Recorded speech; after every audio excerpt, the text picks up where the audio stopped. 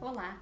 Hoje a gente quer falar um pouquinho sobre o nosso olhar sobre o brincar, partindo do nosso e-book Brincando com o Corpo e com a Imaginação, que traz algumas dicas e sugestões de brincadeiras fáceis, rápidas e divertidas para fazer com criança até 6 anos de idade, que corresponde à primeira infância, sem precisar de nada além do nosso corpo e da nossa imaginação.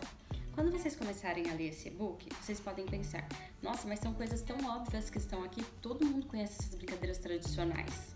Mas às vezes a gente esquece exatamente porque é tão óbvio. A gente busca coisas muito elaboradas e a gente acha que tem que entrar numa loja de brinquedo e escolher aquilo que tem de mais sofisticado nessa loja para o nosso filho ser estimulado da forma correta. É sobre esse olhar que quero compartilhar um pouquinho com vocês. E quero começar falando sobre o quanto crianças precisam sentir prazer no brincar. Para elas é prazeroso, mesmo que tragam um outro sentimento durante a brincadeira, como a raiva, a frustração e até a tristeza. O elemento principal é o prazer, porque a criança está ali, conectada, presente na brincadeira. Brincadeira não se mete a isso, alegria. Mas a gente precisa entender que para a criança, brincar é o trabalho dela, brincadeira é coisa muito séria. A criança, enquanto brinca, ela está elaborando quem ela é, quem o outro é e que mundão é esse que ela chegou e é tão cheio de regras que ela precisa se adaptar e se encaixar. Então, a brincadeira faz parte do entendimento do mundo da criança, do mundo interno e do mundo externo.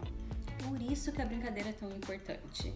É a forma como a criança elabora e internaliza tudo que ela está vivenciando e aprendendo.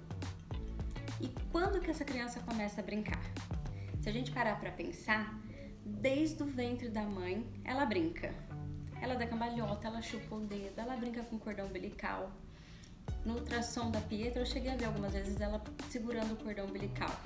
E era muito fofinho de ver. E quando que esse bebê brinca? Tem gente quando ele encontra uma mãozinha na outra, ele se encanta com a voz da mãe, com as expressões da mãe, tudo isso faz parte da brincadeira dele. Entre 3 e 5 anos de idade, eles entram numa fase de muita imaginação, de muita criatividade e começam a misturar realidade com imaginação.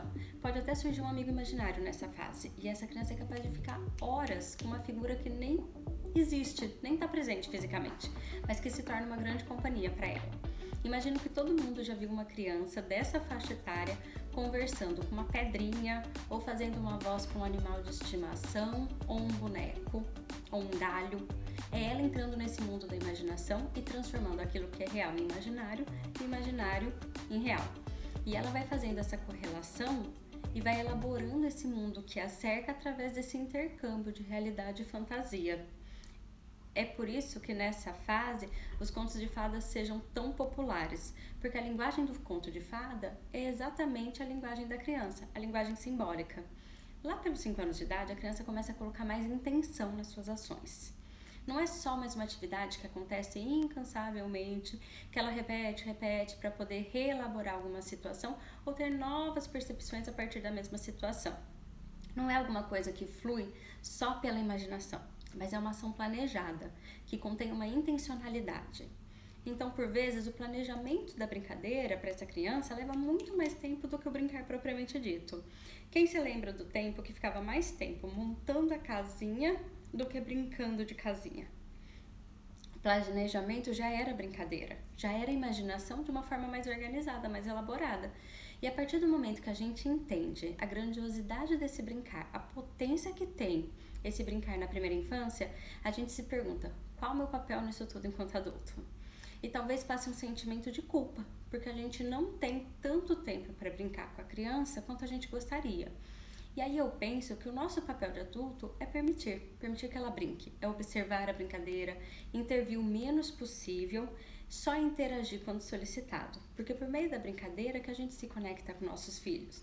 E o tempo que eu me dedico nesse brincar não é tão importante quanto como eu me dedico nesse momento. Porque não adianta estar fazendo uma coisa se você não está gostando, se não está divertido para mim. Porque a criança percebe isso. E se eu não estou ali com atenção plena naquilo e sendo tão prazeroso para mim quanto para minha filha, não é legal. E é por isso que a gente sugere lembrar dessas brincadeiras tão simples que nossos avós costumavam fazer com a gente e que só usava o corpo e a imaginação. Por exemplo, Mindinho, seu vizinho, pai de todos, fura bolo e mata piolho, e aí faz uma cosquinha na criança. Cadê o teicinho que tava aqui? Brincar de um ataque de cócegas, brincar de rolar na grama com essa criança, de jogar ela pra cima, de fazer uma careta, de sombra no escuro, descobrir formas nas nuvens, ou de qualquer outra coisa que a imaginação puder fazer. São coisas muito simples, que não levam mais do que 5 minutos, mas que nos conectam e deixam uma memória afetiva tão gostosa que dá aquele quentinho no nosso coração quando a gente se lembra. E é brincando com nossas crianças que a gente consegue entender quais são as percepções de mundo que essa criança tem. Como essa criança está relacionando com ela mesma e com as outras pessoas. Porque a criança está ali, representando diversos papéis. Ela vivencia de outras formas, em outros papéis que não ela mesma.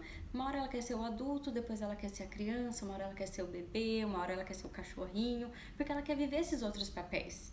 Porque ela está entendendo como se dá a relação entre esses personagens, que são da vida real dela, mas também as que habitam o imaginário dela, e por isso que ela mistura tanto as coisas.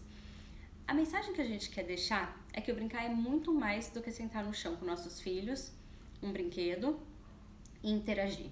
Quando eu consigo lançar um olhar lúdico sobre o meu cotidiano, quando eu consigo entender que o brincar é muito mais amplo do que interagir com um brinquedo e fazer uma voz divertida para ele, fica muito mais fácil, porque o brincar pode permear toda a nossa rotina de cuidados com essa criança. E eu trago a criança para minha vida também. Eu não preciso o tempo todo estar pensando em como eu tenho que entreter ela, como eu posso estimular ela corretamente, como que ela vai ser mais feliz. Ela passa a participar do meu cotidiano, dessas tarefas, dos meus compromissos, minhas responsabilidades. E aí eu posso fazer da hora do banho, de lavar o cabelo, uma coisa divertida, a hora da refeição, a hora de escovar o dente. E eu vou trazendo esse olhar lúdico, esse olhar brincante para esses momentos.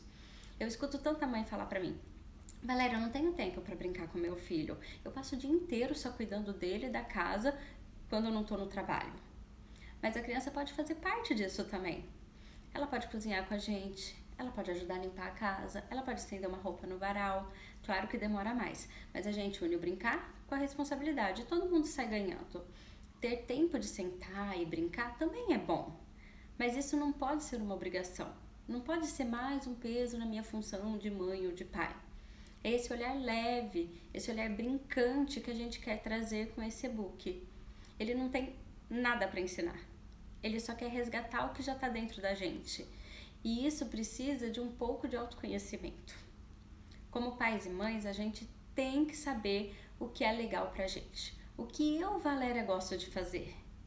Tem gente que gosta de pular, de dançar, de saltar, de jogar a criança pra cima. E tem gente que não. Então cada um vai se relacionar, vai brincar com essa criança da forma como é prazeroso para ele.